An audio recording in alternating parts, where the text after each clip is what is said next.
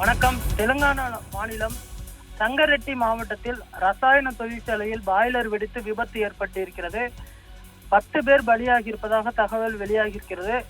தொழிலாளர்கள் வழக்கம் போல் பணியில் ஈடுபட்டிருந்த போது திடீரென பாய்லர் வெடித்து சிதறி விபத்திற்கு ஏற்பட்டிருக்கிறது. சம்பவ பகுதிக்கு தீயணைப்பு வாகனங்களில் வந்த வீரர்கள் தீயை அணைக்கும் பணியில் ஈடுபட்டனர். பாய்லர் வெடித்ததில் படுகாயமடைந்தவர்கள் மீட்கப்பட்டு உடனடியாக மருத்துவமனைக்கு அனுப்பி வைக்கப்பட்டனர். விபத்தில் தீக்காயம் அடைந்தவர்களுக்கு மருத்துவமனையில் அனுமதிக்கப்பட்டு தீவிர சிகிச்சையானது அளிக்கப்பட்டு வருகிறது. படுகாயமடைந்தவர்களில் பலரது நிலைமை கவலைக்கிடமாக உள்ளதால் பலி எண்ணிக்கை மேலும் அதிகரிக்கக்கூடும் என அஞ்சப்படுகிறது. பாசா மயிலாரம் பகுதியில் உள்ள சீகாச்சி கெமிக்கல்ஸ் என்ற ரசாயன ஆலையில் பாய்லர் வெடித்து விபத்துக்குள்ளானது. பாய்லர் வெடித்ததை தொடர்ந்து அப்பகுதியில் தீ பற்றி இருந்தது. முதற்கட்ட தகவலின்படி தொழிற்சாலைக்குள் இருந்த ஒரு அணு உலையிலிருந்து பாய்லர் வெடித்திருக்கிறது. இதனால் கடுமையான தீ பிளம்புகள் மற்றும் கடுமையான புகை ஏற்பட்டிருக்கிறது. ஆலையின் ஒரு பகுதியில் தீ பரவியது.